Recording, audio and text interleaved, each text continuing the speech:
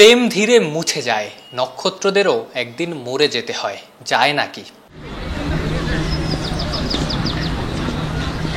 প্রশ্নটা আপনাদের জন্য, সাকিব আল হাসানের প্রতি যাদের অশেষ প্রেম। প্রশ্নটা আপনাদের, যাদের কাছে সাকিব আল হাসান নক্ষত্র। শীতের কুয়াশা ঘেরা সকালে যিনি আপনাদের হাসান, তার জীবনের কুয়াশা ঘেরা ভোরে আপনি পাশে থাকেন তো? অবশ্য প্রয়োজনও নাই, পারফর্ম আর্টিস্টদের জন্য পারফর্মই মূল কথা। নেদারল্যান্ডস ম্যাচ শেষে সাকিবই তো বললেন, ক্রিকেটাররা কোনো জবাব দেওয়ার জন্য খেলেন না, তাদের হয়ে জবাব দেয় রান, তাদের হয়ে কথা বলে উইকেট। তাই তো কথা বলে না, অনেক সমালোচনার জবাব নেদারল্যান্ডস ম্যাচে রান করেই দিয়েছেন টাইগারদের সাবেক অধিনায়ক। যে 50 আবার সবশেষ 20টা ইন্টারন্যাশনাল টি20তে সাকিবের প্রথম 50। ভাবতেই পারেন এক ম্যাচে রান করেই কেউ ফেরে নাকি?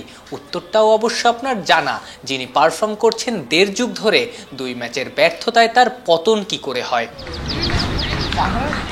সাকিবকে অবশ্য ফিরতেই হতো। শ্রীলঙ্কা সাউথ আফ্রিকা ম্যাচে শর্ট বলে আউট হয়েছেন।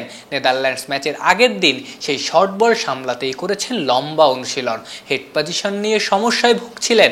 ম্যাচের দিন সকালে নকিং করেছেন নেক ব্রেস পরে, যাতে মাথার পজিশন সবসময় ঠিক থাকে। লোকে বলে মানুষ সবসময়ই চেষ্টার ফল পায়, সাকিব তার নিবেদনের ফল পাবেন না তা কি করে হয়?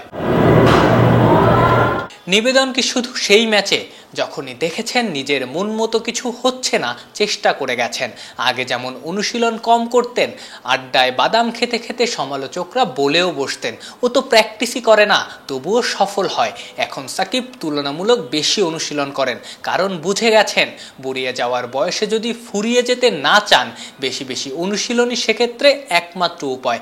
এই যে কখন কি করতে হবে সেটা বোঝা, মানুষ এজন্যই সেরা হয়, আলাদা হয়, অনন্য হয়। শুধু নামে না, সাকিব তো কাজেও সেরা। 47 উইকেট নিয়ে টি20 বিশ্বকাপের highest wicket taker Shakib. 817 run করে 20 ওভারের বিশ্বমঞ্চে 8ম হাইয়েস্ট রান স্কোরারও এই বাঁহাতি অ্যাক্টিভ ক্রিকেটারদের মধ্যে 5ম। আর মাত্র 150 রান করতে পারলে এই তালিকার সেরা 5-এও চলে আসবেন। নেপাল ম্যাচের সঙ্গে সুপার 8-এর 3 ম্যাচ ধরলে সাকিবের ক্যালিবারের মতো কারো জন্য নিশ্চয়ই তা অসম্ভব না।